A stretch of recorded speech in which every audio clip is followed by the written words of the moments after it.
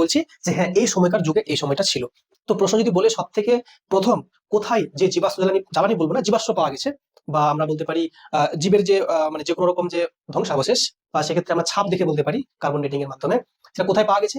সেটা হয়ে যাবে আমাদের দক্ষিণ আফ্রিকা বা আফ্রিকা। ঠিক আছে, দেখো শোনো মন দিয়ে, আজকে যেটা আমরা জানবো সেটা হচ্ছে ইতিহাস বা হিস্টোরি। খুব মন দিয়ে বুঝবে, হ্যাঁ। তো ইতিহাস যে আছে একে আমরা মেইনলি ভাগ করছি তিন ভাগে। একটা হচ্ছে প্রাচীন যুগ, একটা হচ্ছে মধ্যযুগ, আর একটা আধুনিক যুগ। শোনো মন দিয়ে, হ্যাঁ।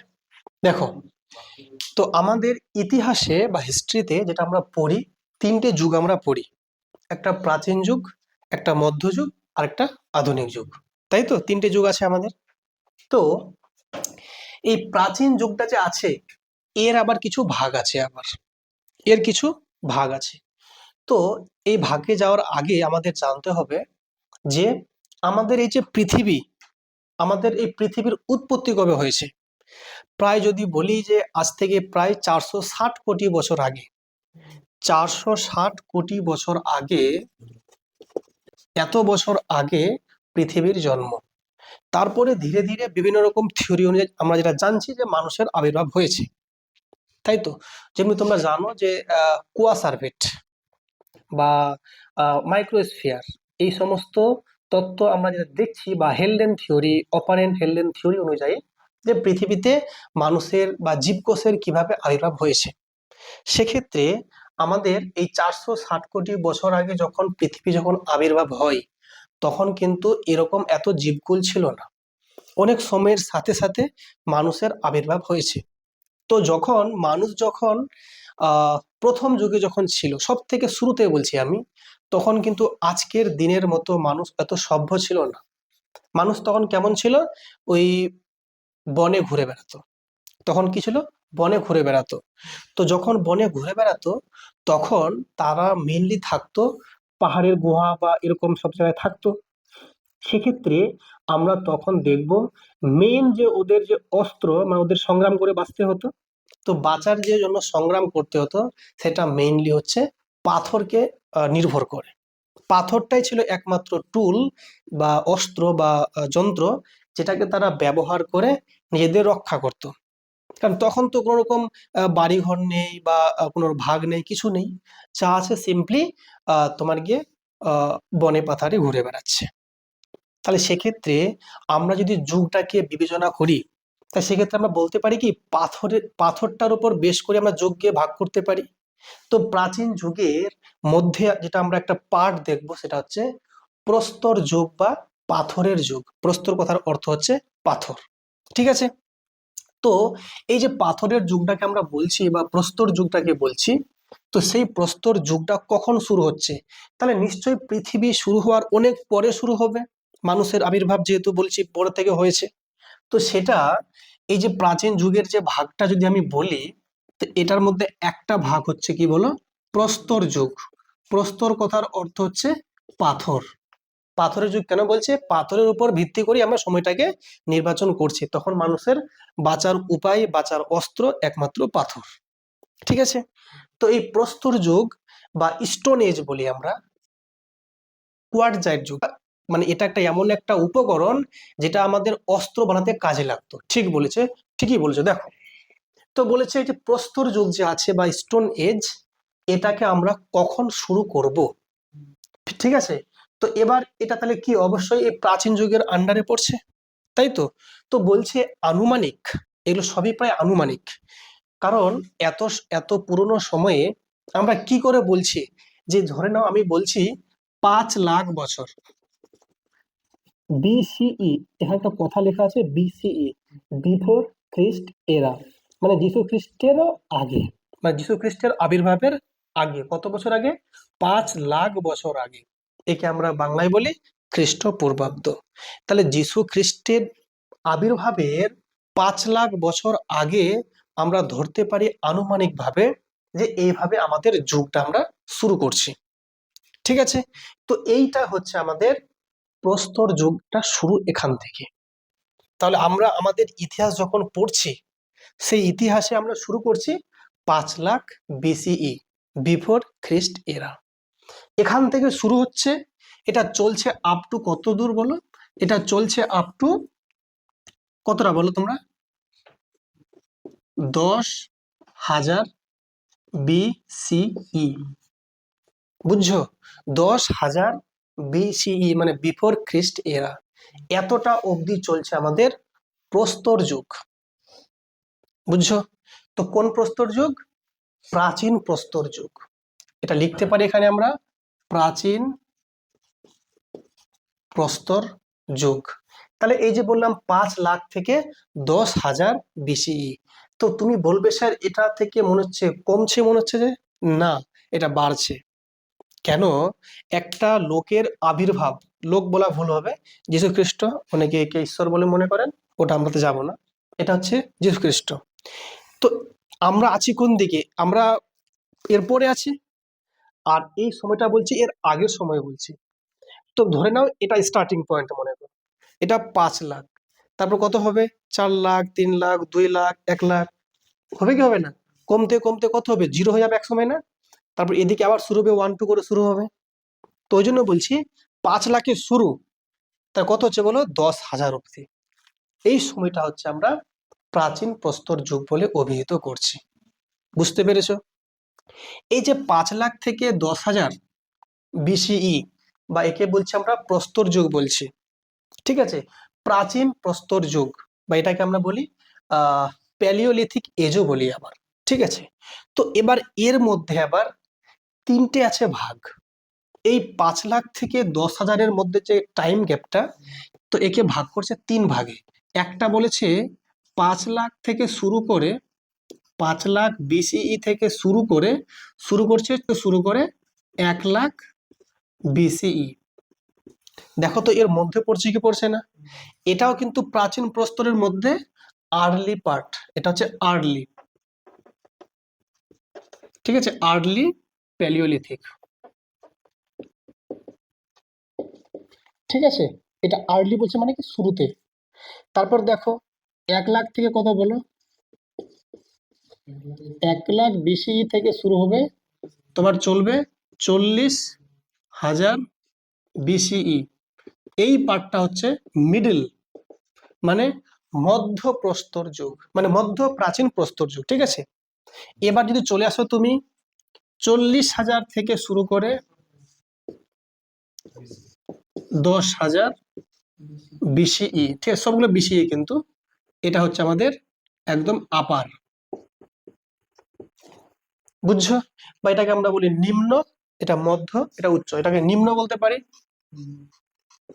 এটাকে মধ্য বলতে পারি, আর এটা হচ্ছে উচ্চ। এই 3টে ভাগে আমরা ভাগ করতে পারি। কাকে? শুধুমাত্র প্রাচীন প্রস্তর যুগকে।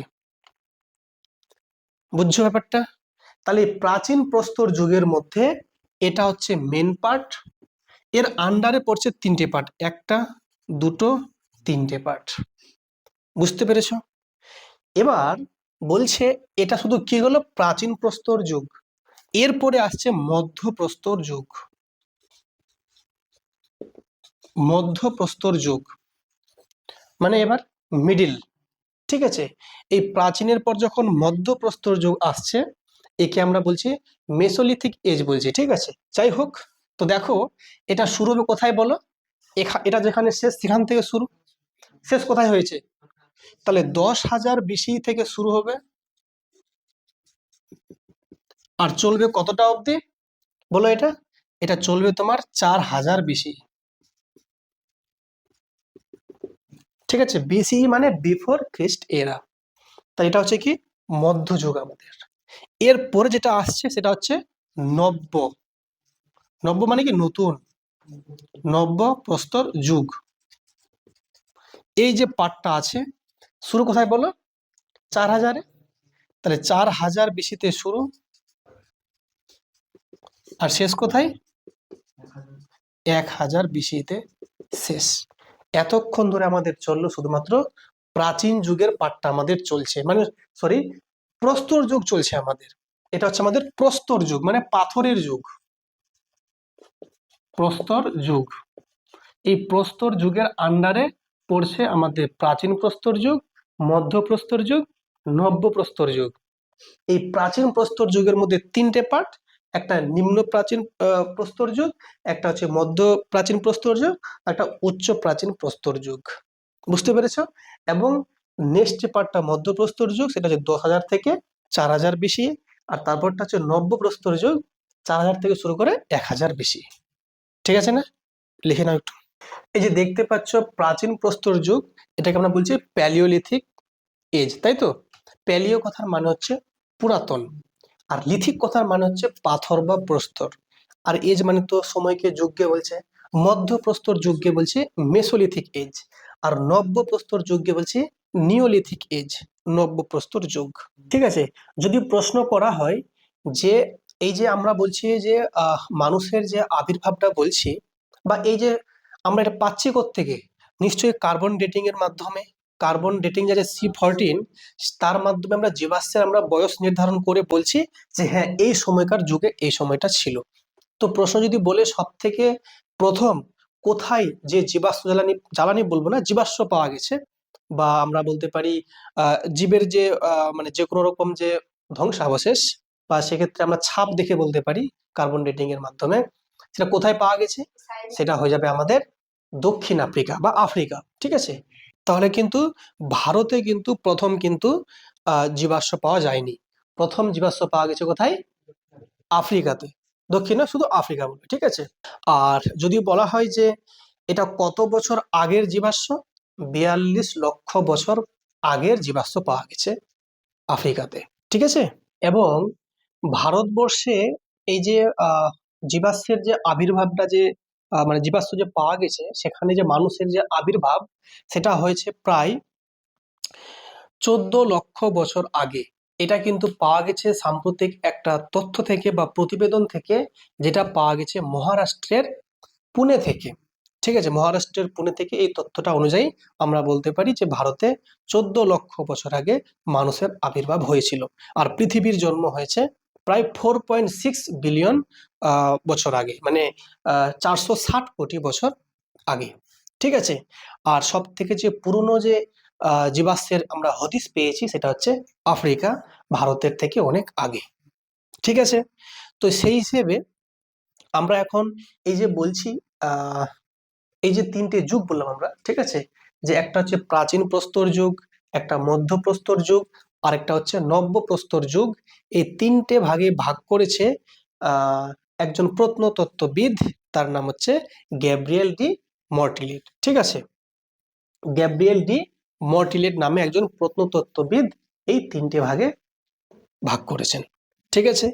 এবার চলো আমরা একটু করে প্রত্যেকটা ধাপ একটু করে জানবো ধীরে ধীরে। হুম, লেখা হয়েছে? আচ্ছা, এখানে একটা বলে দিই, লুব্বক। ঠিক আছে? লুব্বক নামে একটা প্রত্নতত্ত্ববিদ আছেন, যিনি এই প্রস্তর যুগ কথাটাকে প্রথমবার মেনশন করেন, এই শব্দটাকে নিয়ে আসেন লুব্বক, বা এই ওয়ার্ডটা প্রথমে কে বলেছিল? জন লুব্বক। কি? প্রস্তর যুগ বা প্রাচীন প্রস্তর যুগ বা প্যালিওলিথিক এজ। ঠিক আছে? চলো দেখা যাক নেক্সট। এরপরে যেটা আমরা দেখবো, আচ্ছা আরেকটা কথা এখানে জানতে হবে, সেটা হচ্ছে যে ভারতে এই জিনিসটা যে প্রথমবার যদি বলেছেন, বা ভারতে এই যে যুগগুলোকে বর্ণনা করেছেন, তার নাম হচ্ছে রবার্ট ব্রুস নামে একজন প্রত্নতত্ত্ববিদ। ঠিক আছে? আচ্ছা, যেমন আমরা যেটা বলছি 5 লাখ থেকে যেটা বললাম, কত বললাম বলো? 10,000 যেটা বললাম, সেটা হচ্ছে প্রস্তর যুগ। তো হ্যাঁ, তো এ প্রাচীনের মধ্যে বলছি। তারপর আমরা বললাম 10 থেকে 4,000 বললাম মধ্য, আর 4 থেকে বললাম 1,000 নব্য। এটা শুধু প্রস্তর যুগ। এই প্রস্তর যুগের পরে যখন আসবে, সেটা কি বলতো? এবার শোনো, এতক্ষণ মানুষ শুধু কি ইউজ করলো বলো? পাথর ইউজ করলো। পাথরের পর মানুষ এবার ব্যবহার করবে কি? তামা ব্যবহার করবে, তারপর ব্রোঞ্জ ব্যবহার করবে, তারপর লোহা ব্যবহার করবে। ধীরে ধীরে আসবে। লোহা কিন্তু আগে আসেনি, আগে কি এসছে? তামা। হ্যাঁ, তামা। এই তামার উপর ভিত্তি করে যখন তামা যখন চলবে, তখন তার নাম দিব চ্যালকোলিথিক এজ। বুঝতে পেরেছো? কেন? যখন পাথর ছিল তখন লিথিক বলছিলাম, আর যখন মানে আমরা যেটা বলছি প্যালিওলিথিক বলছি, প্রাচীন প্রস্তর পাথরের কথা বলছি, যখন তামা আসবে তখন চ্যালকোলিথিক এজ। বুঝতে পেরেছো? যাই হোক, তো এবার প্রত্যেকটা ভাগের কিছু বৈশিষ্ট্য আছে। তো যেমন প্রথম যে ভাগটা সেটা হচ্ছে আমাদের কি বললাম বলতো, নিম্ন প্রাচীন প্রস্তর যুগ। নিম্ন প্রাচীন প্রস্তর যুগ, তাই তো। তো এই এই যুগের কিছু আমরা দেখে নেব বৈশিষ্ট্য। তো বলো, নিম্ন প্রাচীন প্রস্তর যুগের যে টাইম পিরিয়ডটা কখন বললাম বলতো, 5 লাখ থেকে 1 লাখ, তাই তো, BCE। তা এই টাইম পিরিয়ডে কি কি ঘটেছিল আমাকে দেখতে হবে। তাহলে বলো তো, এই মুহূর্তে যা যা ঘটবে তেমন কিছু মানে বেশি মানে ঘটবে না, মানে যা হবে সব পাথরকে নিয়েই ঘটবে। তাহলে বলো তো, এই সময়ে পাথরগুলো যে ছিল কেমন হয়ে ভোতা হবে নিশ্চয়ই। তাহলে লেখো 1 নম্বরে যে পাথরগুলো ছিল, পাথরের অস্ত্রগুলো ছিল কেমন, ভোতা বলতে পারি, ভোতা এবং অমসৃণ, ঠিক। কারণ এটা তো শুরুতে না, শুরুতে মানুষের অত বুদ্ধি তখন হয়নি, বিকশিত হয়নি। দেখো, তাহলে তখন পাথরগুলো ছিল ভোতা এবং অমসৃণ, তাই তো। আচ্ছা, কি কি ছিল মেইনলি, ছিল হাতের কুঠার, কুঠার ছিল একটা, আরেকটা কি ছিল বলো, আরেকটা ছিল তোমার গিয়ে কিছু অস্ত্র, মানে অস্ত্র বলতে ছুরি হতে পারে, ঠিক আছে, ছুরি ছিল, বর্ষা, তাহলে বর্ষা নাকি অস্ত্র, এই সমস্ত অস্ত্র সমূহ, অস্ত্র শস্ত্র ছিল, ঠিক আছে, এসব ছিল এই নিম্ন প্রাচীন প্রস্তর যুগের কিছু অংশ, তাই তো। তারা যেগুলো উপকরণ ব্যবহার করত তার মধ্যে যেটা ছিল ইম্পর্টেন্ট সেটা হচ্ছে কোয়ার্টজাইট। ওকে, তাহলে সেটা কি ছিল বলো, কোয়ার্টজাইট। এই অস্ত্রগুলোর যে নিদর্শন পাওয়া গেছিল সেগুলো হচ্ছে তোমার গিয়ে উত্তরপ্রদেশ, ইউপি এর মির্জাপুরে, ইউপির মির্জাপুরে এই অস্ত্রগুলোর কিন্তু হদিস পাওয়া গেছে, ঠিক আছে, উত্তরপ্রদেশের মির্জাপুর। হুম, আচ্ছা, আরেকটু জায়গা ছিল সেটা হচ্ছে মধ্যপ্রদেশের ভোপাল, ঠিক আছে। এই দুটো জায়গা মেইনলি যেখানে নিম্ন প্রাচীন প্রস্তর যুগের হদিসগুলো পাওয়া গেছিল, ঠিক আছে। এরপরে চলে আসো মধ্য প্রাচীন প্রস্তর যুগ। মধ্য প্রাচীন প্রস্তর যুগের টাইম যে পিরিয়ডটা কি বলেছিলাম বলো, 1 লাখ থেকে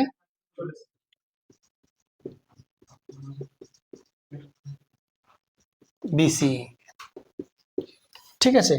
তাহলে এই সময়টাতে নিশ্চয়ই একটু হলেও ডেভেলপমেন্ট ঘটবে, যেহেতু একটু টাইম ওরা পেয়ে যাচ্ছে, দীর্ঘদিনের একটা টাইম গ্যাপ। সেক্ষেত্রে সেখানে তাদের মধ্যে যে নতুন যে অস্ত্রগুলো পাবে একটু ধারালো হবে, তাহলে আগের তুলনায় তার অস্ত্র হবে ধারালো, তাই তো। অস্ত্র কি হবে বলো, ধারালো হবে। এটাকে আমরা বলি ফ্লক টুল বলি আবার। তাহলে প্রশ্ন আসতেই পারে, ফ্লক টুলটা কোন সময়ে ব্যবহৃত হয়েছিল, তাহলে বলো মধ্য প্রাচীন প্রস্তর যুগে। ওকে, এই সময় যে অস্ত্রগুলো মেইনলি একটু হালকা হতে শুরু করলো এবং পাতলা, কারণ ধারালো মানে কি হালকা হবে আর একটু পাতলা হবে। অস্ত্র, অস্ত্র শস্ত্র, ঠিক আছে। এখানে যেমন উপকরণ কি হতো, কোয়ার্টজাইট, এখানকার যে উপকরণ ছিল সেটা কি ছিল বলো, জ্যাসপার, জ্যাসপার নামে এক ধরনের উপকরণ ব্যবহৃত হতো, তার সঙ্গে আরেকটা হতো চার্ট, এক ধরনের উপকরণ, সেটাকে ওরা ব্যবহার করত এই মধ্য প্রাচীন প্রস্তর যুগে, ঠিক আছে। আর এই মধ্য প্রাচীন প্রস্তর যুগের যে মেইন যে স্থানগুলো ছিল সেগুলো হচ্ছে মেইনলি কোথায়, একটা হচ্ছে যেমন রাজস্থান, ঠিক আছে, একটা হচ্ছে রাজস্থান, তারপর হচ্ছে তোমার গিয়ে নর্মদা নদীর উপত্যকা, নর্মদা নদীর উপত্যকা মানে যে ভ্যালিটা আছে, আর একটা হচ্ছে তোমার গিয়ে সেটা হচ্ছে দাক্ষিণাত্য মালভূমি। এই সমস্ত জায়গাগুলো মেইন ছিল তোমার গিয়ে মধ্য প্রাচীন প্রস্তর যুগের স্থানগুলো। ঠিক আছে, এরপরে আমরা আসব নিম্ন প্রাচীন, সরি, উচ্চ প্রাচীন প্রস্তর যুগ, তাই তো? লিখবো উচ্চ, উচ্চ প্রাচীন প্রস্তর যুগ। তাহলে এই পিরিয়ডটা কত তোমরা বলতে পারবে আশা করি? 40,000 থেকে 10,000 BCE। ঠিক আছে, তো এখানে কেমন ছিল বৈশিষ্ট্যগুলো, চলো দেখে নেওয়া যাক। তো লেখো, তাহলে এখানে প্রথম যেটা হয়েছিল সেটা হচ্ছে যে উচ্চ প্রাচীন প্রস্তর যুগে মানুষ আরো উন্নত হতে শুরু করলো। যেমন বলছে মানুষ তখন যখন বসবাস করতে শুরু করলো, মানুষের মধ্যে একটু বুদ্ধির আবির্ভাব হয়েছে। এর ফলে তারা কি হয়েছে, বিভিন্ন রকম পশুকে ওরা পোষ মানাতে শুরু করলো, এবং বিভিন্ন রকম গবাদি পশুর যে পালন ব্যাপারটা সেটা ওরা শিখলো। গবাদি পশু মানে বুঝতে পারছো, এই গরু ছাগলগুলো, ভেড়াগুলো, এসবে কিন্তু ওরা পোষ মানাতো। তার মধ্যে একটা প্রাণী ছিল কুকুর। ঠিক আছে, এগুলো প্রাণীকে কিন্তু ওরা পোষ মানাতে সক্ষম হলো। আর সবচেয়ে বড় কথা হচ্ছে এই সময়টাতে মানে কৃষির ব্যাপারটা ওদের মধ্যে একটু সচেতনতা আসছে ধীরে ধীরে। ঠিক আছে, তো চলো আমরা একটু দেখে নিই কি কি রয়েছে। যেমন প্রথম যেটা রয়েছে সেটা যে আগে বললো প্রাচীন প্রস্তর যুগে যেমন পাথরগুলো কি ছিল, পাথরগুলো ছিল মানে অতটাও ছিল না, মানে ধারালো ছিল না, মানে ছিল আর কি মোটামুটি। কিন্তু এই সময়টাতে এসে তারা মানে বেশ চকচক পাথরের ওরা ব্যবহারটা জানতে পারলো। ঠিক আছে, তো সেটাকে লেখো, চকমকি পাথরের, চকমকি পাথরের ব্যবহার। কারণ যেহেতু পাথরের কথা বলছি না, তো পাথরটা মেন কথা আসছে, চকমকি পাথরের ব্যবহারটাকে ওরা কার্যকারী করলো। এটা প্রথম পয়েন্ট। এই সময়টাতে মেইনলি মানুষের মধ্যে যে বিবর্তনটা আসলো, মানে আগে মানুষ বন মানুষ ছিল, তো বন মানুষের মধ্যে যেমন শারীরিক গঠন হবে সেটার একটু কি ডেভেলপমেন্ট হচ্ছে, তা আমরা বলতে পারি আধুনিক মানুষের আবির্ভাব। দেখো, আধুনিক মানুষের আবির্ভাব। তো প্রশ্ন আসতে পারে আধুনিক মানুষের আবির্ভাব ঘটেছে কোন সময়? উচ্চ প্রাচীন প্রস্তর যুগে। ঠিক আছে, এখানকার যে অস্ত্রগুলো ছিল চকমকি পাথর তো ইউজ করতোই, এবং যেটা ছিল সবচেয়ে বড় কথা হচ্ছে আঁশযুক্ত, তীক্ষ্ণ এবং স্তরযুক্ত। লেখো,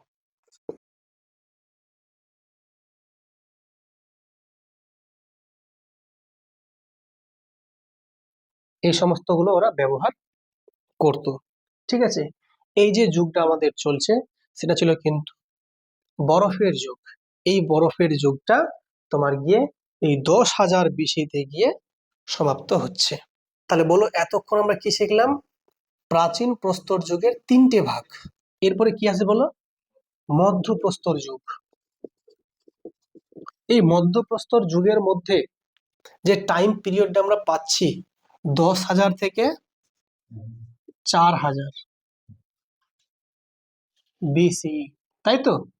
এই পিরিয়ডে কি কি ইম্পর্টেন্ট ঘটনাগুলো ঘটেছে, তাই তো? এই সময়টাকে আমরা বলি মেসোলিথিক এজ। অত্যন্ত ইম্পর্টেন্ট। ঠিক আছে, এই সময় যেটা সব থেকে ইম্পর্টেন্ট একটা তথ্য বা কথা সেটা আমরা বলতে পারি মাইক্রোলিথ। মাইক্রোলিথ ব্যাপারটা কি? এখানে অস্ত্রের যে ব্যাপারটা তীক্ষ্ণতর তো হবে, এবং সেখানে তারা একটু দীর্ঘাকৃতি এবং ক্ষুদ্রাকৃতি সবগুলো মিলিয়ে তারা অস্ত্রের একটা ডেভেলপমেন্ট করতে পারলো।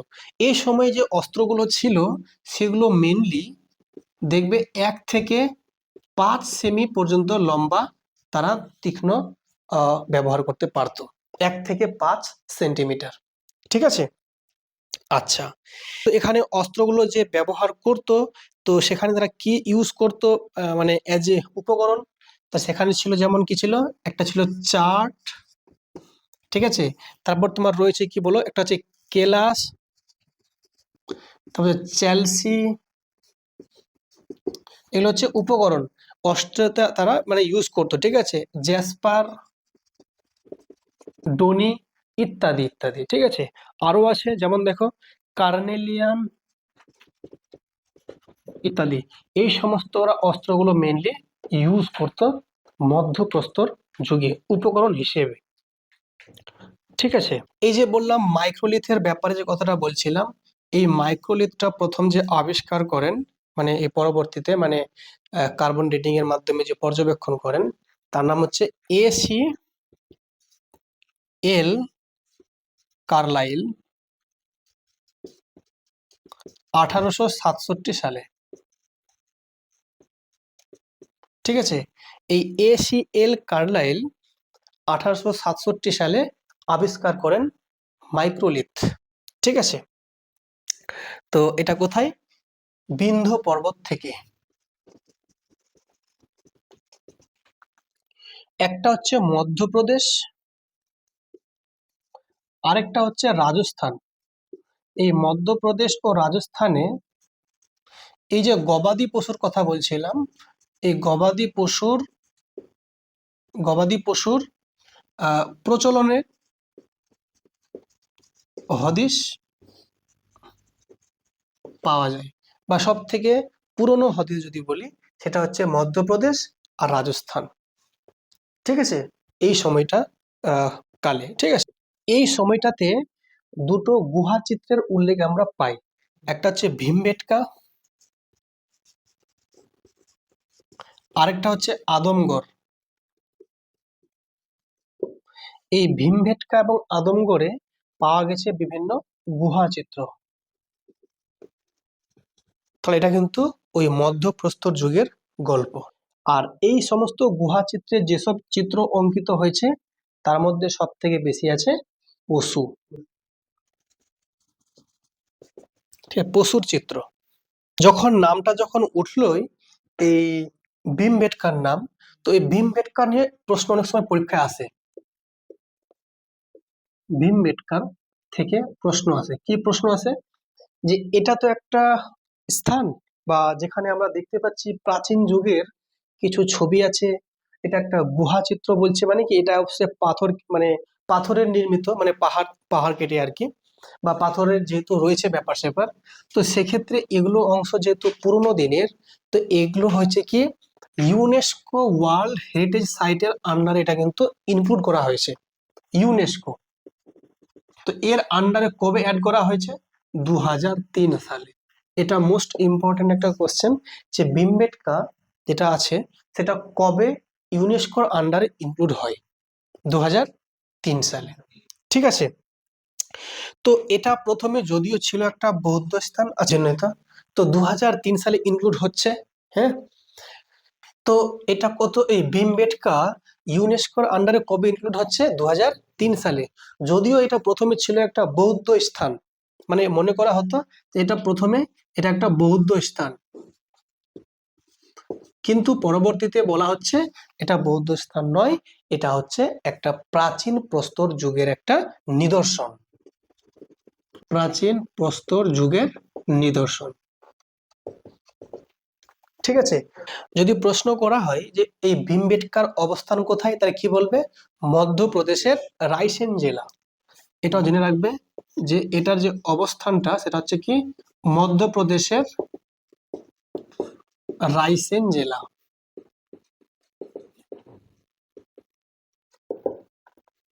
ঠিক আছে, এটা খুব ইম্পর্টেন্ট কোশ্চেন যে ভীমবেটকা কোথায় অবস্থিত?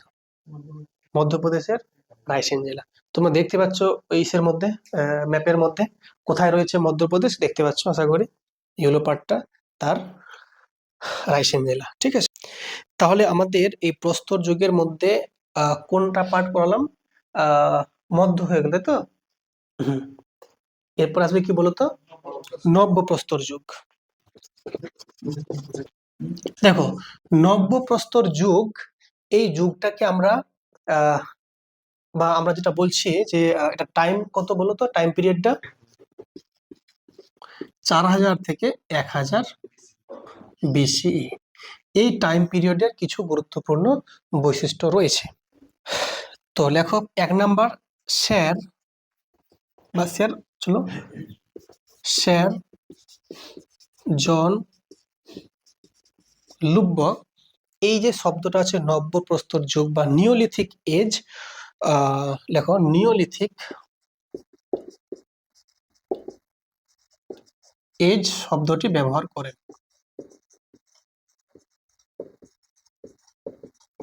তাহলে নব্যপ্রস্তর যুগ শব্দটি ব্যবহার করেন স্যার জন লুবক।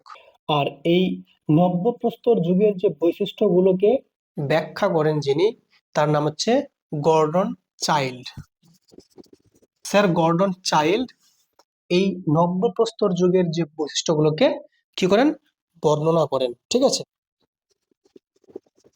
নব্যপ্রস্তর যুগের বৈশিষ্ট্যগুলি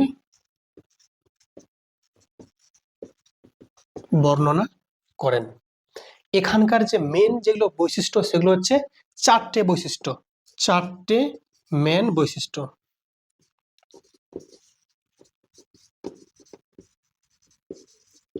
ছিল। কি কি? নাম্বার 1 হচ্ছে কি বলতো, সেটা হচ্ছে চাষবাস, ঠিক আছে, বা কৃষিকার্য। ঠিক আছে, কৃষিকার্য। তারপর হচ্ছে পশুকে গৃহপালিত বানানো। ঠিক আছে। নাম্বার 3 মাটির পাত্র বানানো, মাটির পাত্র বানানো। আর নাম্বার 4 হচ্ছে চকচকে অস্ত্র। এই চারটে মেন বৈশিষ্ট্য রয়েছে নব্যপ্রস্তর যুগের। তাহলে মানে বলতো আমরা এখন মানে যে যুগটা আলোচনা হচ্ছে সবগুলো হচ্ছে পাথর নিয়ে না, পাথর নিয়ে। পাথরের পরে কে আসবে? তামা, ব্রোঞ্জ, লোহা। এই এই যুগগুলো তো আর এমনি নয় যে হুট করে আজ থেকে শেষ। একটা কি হবে, একটা কোনো না কোনো তো পয়েন্ট থাকবে যে সময়টা সবগুলো পাওয়া যাচ্ছে। তো একটা যেটা ইম্পর্টেন্ট কোয়েশ্চেন সেটা হচ্ছে, হ্যাঁ সেটা লিখবে উত্তরপ্রদেশের ইউপির কোলডিহা। ঠিক আছে, কোলডিহাতে একটা জায়গার নাম, উত্তরপ্রদেশের কোলডিহাতে এই যে তিনটে আমি যুগের নাম বলছি, একটা বলছি প্রস্তর, একটা বলছি তামা, আর একটা ব্রোঞ্জ, একটা লোহা, তিনটের কিন্তু মিশ্রণ এখানে দেখা যাচ্ছে। ঠিক আছে, একটা হচ্ছে কি বললাম বলো, একটা হচ্ছে প্রস্তর যুগ, আরেকটা কি বললাম বলো, তাম্রযুগ, লৌহ যুগ। মিশ্রণ দেখা যাচ্ছে কোথায়? কোলডিহাতে, উত্তরপ্রদেশের অত্যন্ত ইম্পর্টেন্ট জায়গাটা। কর্ণাটক, এই যে কর্ণাটক, কে আর মানে কর্ণাটক বলছে, হ্যাঁ, কর্ণাটকের পিকলিহাল এর জায়গা, পিকলিহালে সর্বপ্রথম সর্বপ্রথম কৃষিকাজের নিদর্শন। শোনো, এটা কিন্তু প্রস্তর যুগের গল্প অনুযায়ী, ঠিক আছে। কৃষিকাজের নিদর্শন কোথায় বলো? কর্ণাটকের পিকলিহাল। এই সময় মানুষজন যে সমস্ত চাষবাস করত, গম ছিল, তুলো ছিল, রাগি ছিল। ঠিক আছে, গম, তুলো, রাগি ইত্যাদি। এই সময় মানুষ কাদা ও ইটের বাড়ি তৈরি করত।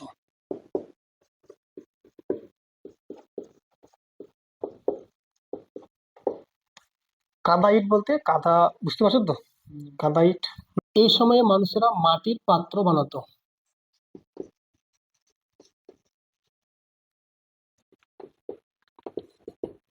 মাটির পাত্র বানাতো, ঠিক আছে। মাটির যে পাত্রগুলো হতো কালো রঙে রাঙাতো, ঠিক আছে, কালো রং। মাটির পাত্রগুলো কালো রঙে রাঙাতো, ঠিক আছে। আর কি হতো? পালিশ করা হতো। হ্যাঁ, তারা কাপড় বোনার পদ্ধতি জেনেছিল।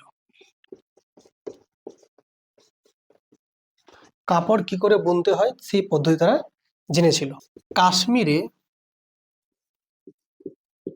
কেউ মারা গেলে, কাশ্মীরে যদি কেউ মারা যেত তাহলে সেক্ষেত্রে কিন্তু ওরা তার যে পোষ্য কুকুর সেটাকে তার সঙ্গে ওরা কবর দিত। ঠিক আছে, পোষ্য কুকুরটিকেও মাটি দিত ওর সঙ্গেই। ঠিক আছে, তো আমাদের এটা থাকলো প্রস্তর যুগ, মোটামুটি আমরা শেষ করলাম। আমরা নেক্সটে জানবো তামার যুগ। ঠিক আছে, পাথরের যুগ কমপ্লিট। তাহলে আমরা শুরু করলাম কোথায়? 5 লাখে, ছাড়লাম কোথায়? 1000 BC তে চলে আসলাম। এরপর দিন জানবো আমরা তামার যুগ। ঠিক আছে।